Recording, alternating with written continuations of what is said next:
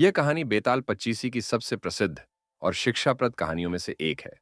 इसमें हमें यह सीख मिलती है कि ज्ञान का उपयोग समझदारी से होना चाहिए, अन्यथा यह व्यक्ति के लिए घातक साबित हो सकता है। आइए इस कहानी को विस्तार से समझते हैं। किसी समय की बात है, एक प्रसिद्ध नगर में एक अज्ञानी ब्राह्मण रहता था, जो केवल दिखावे के लिए पंडिताई करता था, परंतु वास्तव में उसे ज्ञान का अभाव था। वह लोगों को अपने पांडित्य का दिखावा कर उन्हें प्रभावित करता, लेकिन उसके भीतर किसी प्रकार की गहन विद्या नहीं थी। वह दूसरों को ज्ञान की शिक्षा देने का दिखावा करता, परंतु उसके पास वास्तविक विद्या या समझ नहीं थी। ब्राह्मण के 4 शिष्य थे, जो अपने गुरु से प्रेम करते थे और उनकी हर बात पर विश्वास करते थे। ये शिष्य ब्राह्मण के निर्देशों का पालन करते थे और उसे अपना गुरु मानते हुए उसकी प्रत्येक बात को अंतिम सत्य मानते थे। हालांकि ये शिष्य स्वयं भी विद्या के क्षेत्र में कुशल नहीं थे और उनकी बुद्धिमत्ता का स्तर भी बहुत ऊंचा नहीं था। वे केवल अपने गुरु को खुश करने में लगे रहते और इस कारण वे मूर्खता की ओर बढ़ते चले गए। इन शिष्यों के मन में हमेशा यह विचार आता कि उन्हें अपने ज्ञान को सिद्ध करना चाहिए, ताकि लोग उनकी विद्वत्ता को स्वीकार करें और उन्हें सम्मान की दृष्टि से देखें। इस प्रकार एक दिन चारों शिष्यों ने निश्चय किया कि वे अपने ज्ञान का प्रदर्शन करेंगे और कुछ ऐसा करेंगे जिससे उनका नाम हो। एक दिन उन चारों शिष्यों ने यात्रा करने का निर्णय लिया और अपने गुरु से आशीर्वाद लेने के लिए उसके पास गए। गुरु ने उन्हें आशीर्वाद दिया और कहा, मेरे बच्चों, तुम सभी अच्छे कार्य करो और किसी भी परिस्थिति में अपने ज्ञान का उपयोग सोच समझ कर करना। हमेशा अपने विवेक का प्रयोग करना और ध्यान रखना कि तुम्हारा ज्ञान तुम्हारे लिए हानिकारक साबित न हो। चारों शिष्यों ने गुरु के आशीर्वाद के साथ अपनी यात्रा प्रारंभ की और जंगल की ओर चल पड़े। यात्रा के दौरान वे सोचने लगे कि उन्हें ऐसा क्या करना चाहिए जिससे वे समाज में सम्मान प्राप्त करें। उनकी खोज उन्हें जंगल के गहरे हिस्से में ले गई, जहां शांति और सुनसान का वातावरण था। कुछ समय बाद उन चारों ने जंगल में एक मृत शेर का शव देखा।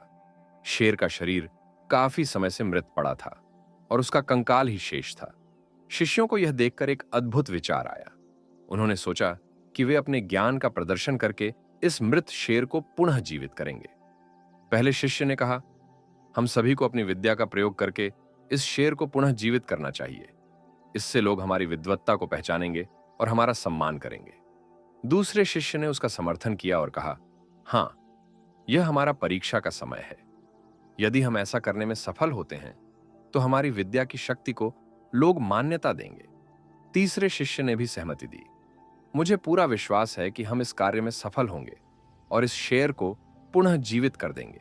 लेकिन चौथा शिष्य, जो थोड़ा अधिक समझदार था, उसने यह विचार सुनते ही चिंता जताई।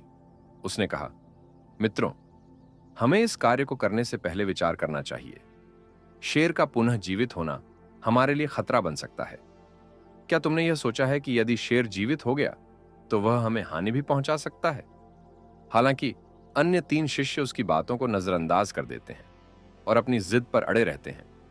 वे उसे मूर्ख समझते हैं और उसे ताने देते हैं कि वह उनके ज्ञान का आदर नहीं कर रहा। चौथा शिष्य अपनी बात मनवाने में असमर्थ रहता है और अपने साथियों की मूर्खता के आगे चुप हो जाता है। पहले शिष्य ने शेर के कंकाल को देखकर मंत्र पढ़ना शुरू किया।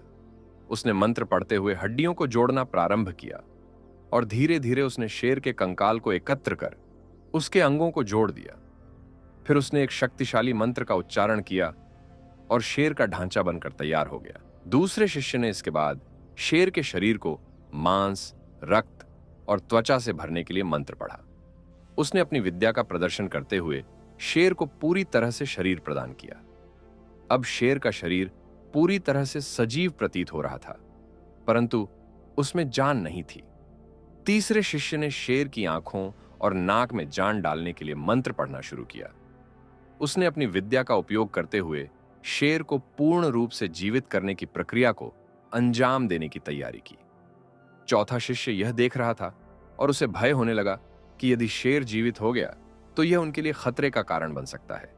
उसने अपने साथियों से एक बार फिर प्रार्थना की कि वे इस कार्य को बंद कर दें, लेकिन उन्होंने उसकी बात अनसुनी कर दी। अब चौथे शिष्य को अपनी जान का खतरा दिखाई देने लगा। उसने सोचा कि यदि शेर जीवित हो गया तो वह उसे और उसके साथियों को मार सकता है। इसलिए उसने तुरंत एक पेड़ पर चढ़ने का निश्चय किया ताकि वह खुद को सुरक्षित रख सके। चौथा शिष्य पेड़ पर चढ़ गया और वहां से देखने लगा कि क्या होता है। जैसे ही तीसरे शिष्य ने अंतिम मंत्र का उच्चारण किया, शेर की आंखों में चमक आ गई और वह पूरी तरह से जीवित हो गया। शेर ने अपने चारों ओर नजर दौड़ाई और उसे अपने पास 3 मनुष्य खड़े दिखाई दिए।